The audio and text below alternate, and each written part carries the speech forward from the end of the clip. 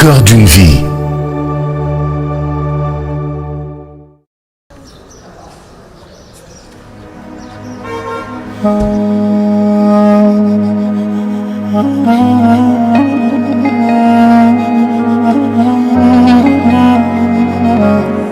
Âgé à peine de 40 ans, Birame Pouye a plusieurs cordes à son arc. Ingénieur informaticien, directeur artistique à ITV, administrateur du site emedia.sn depuis 2018, Birame est également conseiller en communication, formateur en mathématiques, coach développeur et imam. Ce sont des termes peut-être qui sont liés par rapport à certaines activités que nous faisons dans la journée ou bien dans la vie. Mais je suis informaticien de formation, ingénieur informaticien, développeur, concepteur de site web, entre autres d'applications. Maintenant, ici à eMedia, je pourrais me présenter comme directeur artistique, une personne qui s'occupe de tout ce qui est le graphisme, pour être plus clair, tout ce qui est jingle, générique, habillage, température ou bien virgule ou bien tout ce qui est bumper, ce qu'on appelle les éléments graphiques de la télé. Après avoir décroché son bac scientifique en 2000 au lycée Charles de Gaulle de Saint-Louis, il s'inscrit à l'université Gaston Berger où il va avoir un master 2. Après le BFM, donc j'ai eu la chance d'être parmi les meilleurs élèves au temps. Après j'ai fait les séries scientifiques. Après j'ai eu mon bac scientifique avec la mention. En tout cas, l'université de Saint-Louis faisait partie de ce qu'on appelle des universités d'excellence. Il fallait avoir autant la mention pour être choisi. Donc on devait choisir que 42 ou 45 bacheliers au niveau national pour faire partie de la première génération des étudiants qui devaient faire les mathématiques appliquées et sciences sociales maths. Donc c'était seulement 45 au niveau national. Donc il y avait beaucoup de bacheliers, il y avait plus de 1000 bacheliers scientifiques S1, S2, S3. Donc alhamdoulilah, je faisais partie des 42 choisis et j'étais le deuxième national. Ndar d'origine et fier de l'être, Birame Pouye peut se vanter d'être issu du centre du bon goût et de l'élégance sénégalais, comme le disait Ousmane Socé Diop dans son roman Karim. De Saint-Louis à Dakar, Imam s'installe pour la première fois dans la capitale en raison d'un stage qu'il a obtenu dans une entreprise de la place. Je suis venu à Dakar en 2005. Donc en 2005 pour faire mon premier stage dans une structure qui s'appelait Artesoft comme développeur web. Donc il voudrait un développeur de logiciel mais orienté web et on m'avait choisi. Tour à tour, il commence à émarger dans différentes structures. J'ai fait 3 mois, 4 mois à Artesoft, après j'ai fait DGCNet, après j'ai fait Repes, après j'ai fait APA News, Agence Presse Africaine, de 2006 à 2014. J'étais comme analyste en informatique, analyste technique. Après je suis devenu directeur technique adjoint. J'ai quitté APA News parce que je ne pouvais plus avancer. J'avais fait le tour. Parce qu'en tant qu'ingénieur informaticien dans une structure, soit tu es le directeur technique ou bien voilà, tu es le directeur général. Et puisque ce n'était pas ton propre business, tu ne pouvais pas dépasser directeur technique. Entre-temps, j'ai fait CCBM de Serigne, où j'étais directeur de CCBM online. Puisque j'étais informaticien, il y avait tout ce qui était vente en ligne, j'ai géré ça, j'ai développé la plateforme pour la vente en ligne des voitures, n'est-ce pas, espace auto, de CCBM automobile, les marques Volkswagen, tout ça là, j'ai géré ça, côté informatique bien sûr. J'ai fait 2 ans là-bas à CCBM. Après j'ai fait Sénico, la Sénico de Ablaye, Sénico, où j'étais aussi directeur de la communication. Progressivement, il devient indispensable et incontournable dans le travail, de par son sens aigu de la perfection, respecté par ses pairs et adulé par ses collègues du Media Invest, où il est d'ailleurs tant attendu par ses fidèles auditeurs pour le mythique tafsir du vendredi qu'il co-présente avec le célèbre Oustaz Taïb Socé.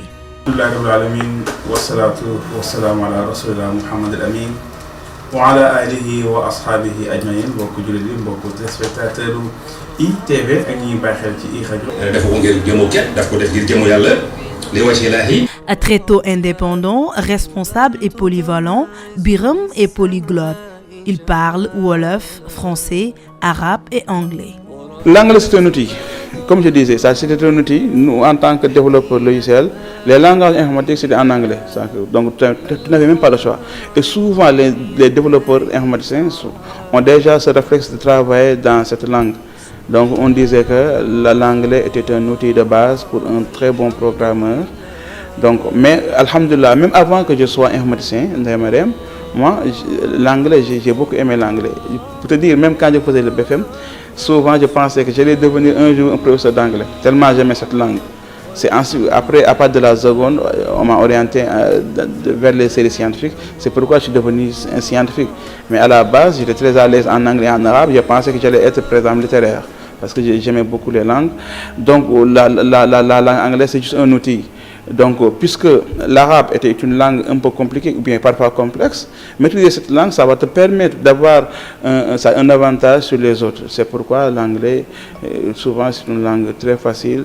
Nous, on faisait beaucoup d'efforts, par exemple, speak English like a native, c'est-à-dire parler l'anglais comme un natif. Il fallait avoir les réflexes, mémoriser des citations, des idiomes. C'est ça qui te permettait, n'est-ce pas? Aussi, j'ai eu la chance, alhamdulillah, de voyager, de faire des pays où on parlait que l'anglais, par exemple en Asie ou bien au Moyen-Orient, par exemple, ces pays-là, je suis resté quelque temps et il n'y avait que l'anglais et parfois l'arabe.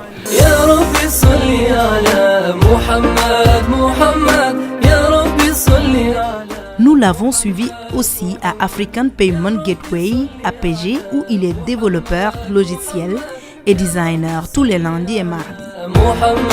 Ici, nous faisons pas mal d'innovation, surtout côté paiement électronique, côté banque digitale, parce qu'actuellement, ce sont les tendances du moment.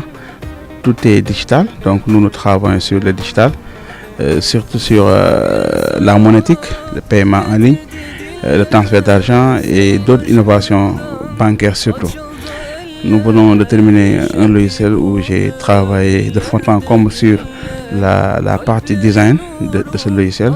Imam doit en grande partie sa réussite au sérieux, au sens de l'organisation et à sa méthode de travail. Je pense que dans la vie, pour avancer, pour bien évoluer dans cette vie, il faut être très bien organisé. Je pense que le secret de cette vie, c'est l'organisation. Souvent, on pensait qu'on ne pouvait pas cumuler de fonctions ou bien, n'est-ce pas, de boulot. Et je pense que si vous commencez à voyager à l'extérieur, étant étudiant, vous pouvez facilement avoir 3 boulots pour pouvoir, n'est-ce pas, parvenir à tes besoins. Surtout quand on est en Europe, on doit aller payer ses études, on doit trouver quoi manger, on doit payer sa location. Et là, tu es obligé d'avoir beaucoup de boulot. Maintenant, ce réflexe-là, d'être polyvalent très tôt, depuis qu'on est étudiant, c'est ce réflexe-là qui nous a permis, nous ici, même aussi quand on était à Saint-Louis, on était au Dara, on était à l'école coranique, on était à l'université, on faisait pas mal de choses. Jaloux de son indépendance, il n'a jamais voulu être sous contrat pour travailler. Très tôt, j'avais déjà cette idée que je ne pourrais pas rester longtemps comme employé dans une structure. Je l'ai fait parce que c'est normal, parce qu'après les études, tu deviens, en tout cas, ingénieur. Par exemple, ma formation, il faut que je trouve du travail. J'ai passé ce travail, alhamdulillah, peut-être autant, n'est-ce pas, notre métier était demandé. Fils d'un père mécanicien modeste et d'une maman au foyer, Biram Pouye n'est pas né avec une cuillère dorée dans la bouche. Je suis fils d'un ouvrier, mon père. Et je le dis tout le temps, pour qu'au moins les gens savent que, c'est-à-dire, la réussite là, chaque fois il y a un chemin, il y a un cheminement. Il ne faut pas penser que c'est comme si c'est d'un claque de main que les choses. Non, il y a des personnes qui sont sacrifiées pour que d'autres puissent réussir. Néanmoins, Biram trouve la joie à travers ses enfants et dans la foi en Dieu. Ma joie, c'est chaque jour de me réveiller et de sentir que je suis un serviteur d'Allah. Comme un père, je pense que là, je voudrais qu'on soit comme ça. Un père, c'est un père affectif avec sa famille, ses enfants, n'est-ce pas, avec tout le monde. Souvent, moi, c'est-à-dire, après le boulot, je ne peux pas rester quelque part. C'est mes enfants, c'est ma famille. Je termine mon boulot, toujours, je suis chez moi, sincèrement. L'environnement où je me sens en sécurité, c'est chez moi, alhamdoulilah. Ceux qui le connaissent disent beaucoup de bien de lui et l'encouragent à s'enraciner dans l'équilibre du spirituel et du temporel. C'est une source de motivation à la limite pour nous jeunes, mais nous, collègues également. Personnellement, comme on dit, toute personne a des défauts, toute personne a justement quelque chose qui lui est propre, mais moi personnellement je connais absolument beaucoup de bien sur Imam Biram Pouye. J'espère que vous me permettrez de ne pas lister, mais sachez que Imam Biram Pouye est une personne de bien. Au début, Imam Biram Pouye était venu pour nous installer le site, et lui, comme il maîtrisait beaucoup la religion, il nous a proposé plusieurs autres rubriques. Quand Taïb Sos est arrivé, on a voulu innover, changer, ne pas laisser Taïb Sos faire ce qu'il avait l'habitude de faire, mais de proposer un duo, de laisser Taïb Sos avoir quelqu'un avec qui dialoguer sur le plateau. Et on a proposé, avec lui, on a réfléchi sur le Tafsir 2.0 et on a vu que c'était quelqu'un d'exceptionnel qui avait véritablement compris l'enjeu de la communication et l'enjeu du digital. Lorsqu'il arrive au niveau du plateau, en fait, du bureau, déjà il amène avec lui une certaine aisance en termes de communication et une certaine humour qui va nous permettre tout simplement de travailler en toute efficacité avec lui. On a des liens très particuliers, effectivement. Il se trouve que je suis l'époux de la petite sœur à son épouse, donc ce qui est très marquant, effectivement. Mais ça, c'est né d'abord d'une cohabitation que nous avons eue à l'université Gaston Berger lorsque nous étions étudiants.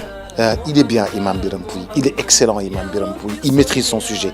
Quand l'imam maîtrise son sujet et ne déborde pas, il ne cherche pas à faire le buzz, il ne cherche pas à faire le show. D'accord? Il est là pour dire ce que dit la religion. Un point, c'est tout. Cette capacité à pouvoir allier les deux, à mon avis, il sait très bien le faire. Donc, si j'ai un conseil à le donner, c'est de persévérer dans cette voie. Et je suis sûr qu'il sera effectivement quelqu'un qui va un peu, en tout cas, déteindre et en tout cas influencer beaucoup de personnes, y compris moi et d'autres personnes qui le suivent à travers les médias, sur cette façon de pouvoir allier le spirituel et le temporel. Présentateur télé par la force des choses, il a débuté avec le grand talk show du Ramadan de ITV, Iftar. Iftar, on voudrait c'est-à-dire ce qu'on appelle un talk show mix. Souvent les talk shows sénégalais, on connaissait, c'était un animateur qui était là avec la musique ou bien avec la danse, quelque chose. Souvent le Ramadan c'est un peu religieux, les religieux venaient mais ils n'avaient pas cette touche d'animation, c'était un peu low. Maintenant, comment créer cet équilibre entre ce qui est spirituel et ce qui est en tout cas temporel. Donc essayer de cumuler les deux, c'est ça l'idée d'Iftar. On a pensé que Boubacar Diallo pouvait incarner cette émission avec un imam. Donc c'est comme ça. Et puisque moi j'avais ce réflexe à l'université ou bien au lycée de faire des prêches, donc je n'avais pas de problème devant le public. Mais la télé, c'est autre chose. La présentation à la télé, il y a les réflexes, regarder la caméra, créer ce qu'on appelle les relances. Il y avait ce réflexe. Puisque je travaille beaucoup avec les journalistes, moi je les orientais. Et hop, à la télé, on a lancé, et Iftar a fait son bruit, que les gens pourront constater, c'est bon ou c'est pas bon, ils pourront le dire. Ce qui a été déterminant, c'est qu'en fait, lui, il maîtrise la religion, et moi, je maîtrise le show. Ensemble, donc lui, il gère toute la partie religieuse, moi je gère la partie show. Et le Ramadan a besoin et de la religion et du show. Donc moi je gère le show avec les invités qui font de la musique religieuse, d'accord, et lui il gère les invités religieux. Son unique référence, le prophète Mahomet, paix et salut sur lui, et la Sunna, Biram Pouye a réussi un savant dosage entre vie professionnelle et vie familiale. Après le boulot, c'est à la maison. Et à la maison, c'est le foyer. Le foyer, c'est en tant que père de famille, là, c'est tout un art à respecter. Tu sais, le professeur Salam était comme ça. Le professeur Salam, lui, était l'imam. devant, n'est-ce pas, Omar al-Khattab et les autres, devant Abou Bakr. Il était le mari devant Khadija et Aïcha. Donc il était chef de guerre devant les Quraysh. Donc lui était polyvalent, il a fait durant 23 ans. On a eu le temps d'apprendre de son histoire, de son sira, pour pouvoir s'inspirer de sa vie, pour pouvoir évoluer. Il fait de la patience l'une de ses armes, car selon Imam, c'est en apprenant patiemment et en endurant que l'on acquiert la connaissance. D'abord, il faut prendre son temps. Je pense que souvent il y a des jeunes qui veulent être entrepreneurs très tôt. C'est leur vie, hein? Et il y a des gens qui ont fait ça, ils ont réussi. Par contre, moi, de mon expérience, j'ai su il fallait d'abord passer quelque part, être exploité, avoir le temps d'apprendre, de savoir de permettre un jour, si tu es employeur, d'avoir le réflexe de comment subir, comment réagir. Donc moi, je conseille aux jeunes d'abord de trouver ce qu'on appelle le Mbapat en Wolof, d'être quelque part, avoir le temps d'apprendre, de faire des erreurs, d'avancer. Et ce sont ces erreurs-là qui vont permettre demain de faire un boulot acceptable. Écouter le Coran, pratiquer le sport et voyager sont ses principales occupations à ses temps perdus. On pense que souvent l'islam n'a pas de loisirs. Mais loisirs, c'est d'abord le Coran. Mais loisirs, c'est aussi tout ce qui est... C'est l'islam en fait. Faire des conférences ou bien apprendre d'autres choses. Voilà. Aussi voyager. J'aime bien voyager parce que voyager, lire c'est voyager, mais voyager c'est aussi apprendre. Ça te permet aussi de te comparer aux autres, hein, et d'être inspiré aussi. Autant, moi je faisais beaucoup de sport. J'ai pris du poids parce que j'ai laissé le sport. Moi je faisais le kung fu. Je faisais le basket. Les gens qui me connaissaient, même parfois, ils sont parfois étonnés quand ils m'ont vu prendre tout ce poids-là. Parce que j'étais un vrai sportif. Je me rappelle déjà au lycée, n'est-ce pas, je défiais quiconque côté sport. Alhamdulillah. Maintenant, après, quand j'ai commencé à travailler, je suis resté 2 ans sans faire du sport. Heureusement, avec l'aide de docteur Tamba, n'est-ce pas, ça m'a permis au moins de perdre 20 kilos. Donc, et je continue comme ça. Maintenant, chaque jour, je ne peux pas ne pas faire mes 4 km ou 5 km de course. La disparition de son père en 2003 l'a marqué et reste le chagrin le plus grand pour lui. Mais Imam a transformé cette douleur et cette peine en force qui lui permet d'avancer.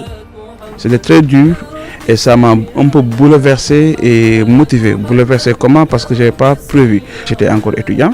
Je pensais qu'un jour j'allais présenter ma femme à mon père, mes enfants à mon père. Malheureusement, je n'ai pas eu cette chance. C'est à part de cette journée-là que j'ai dit, maintenant je suis le père.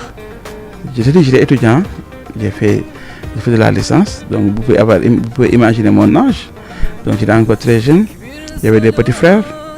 Je ne suis pas le grand frère, hein, dans ma famille, je suis le 3e. J'ai une grande soeur, j'ai un grand frère. Maintenant, c'est une motivation parce que, tu sais, étant mécanicien, c'est-à-dire c'est le jour, hein, donc il faut partir au garage, essayer de trouver une voiture en panne, avoir quelque chose et envoyer ça à la maison. Autant il n'y avait pas de transfert d'argent. C'était l'apprenti du garage qui prenait cet argent et venait donner ça à maman. C'est comme ça. Hein? Maintenant, imagine, tu perds ton père tout de suite d'un accident. La dépense quotidienne, n'est-ce pas, est bloquée. C'est-à-dire la dépense demain. Le demain n'est pas encore là. J'ai vu ma mère, qui est une femme très digne, ma mère Aminata Bachir, qui est toujours là, qui en tout cas, qui est là, qui nous assiste. Elle n'a pas pleuré, mon père, parce qu'elle était stressée, elle n'était pas choquée. C'est-à-dire, il y avait beaucoup de questions. Et je l'ai regardé. Tu perds ton mari, à peine 52 ans, avec des enfants comme ça. Ma mère n'a pas pleuré parce que elle, n'est-ce pas, son inquiétude, c'était qui va gérer cette famille-là. N'est-ce pas, que des jeunes, il y avait des plus jeunes, d'autres avaient 5 ans, 8 ans, quelque chose comme ça. Voilà. C'est très tôt quand j'étais, c'est-à-dire à l'université, je prenais ma bourse 36 000, j'envoyais ça à ma maman pour qu'elle gère la dépense quotidienne. Ingénieur informaticien le matin, présentateur à ITV et radio dans la journée, le soir, Biram remet ses habits d'imam pour diriger la prière dans la mosquée de Zakmao. Et quand il rentre à la maison, Imam Biram Pouye redevient le mari aimant et le papa gâteau, un bon père de famille modèle. Malgré un régime alimentaire strict, Biram résiste rarement au mafé et au yassa qu'il préfère plus que tout.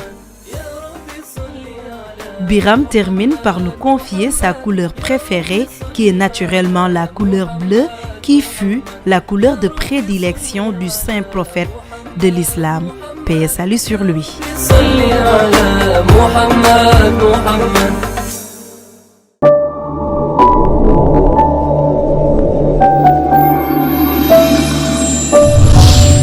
Au cœur d'une vie,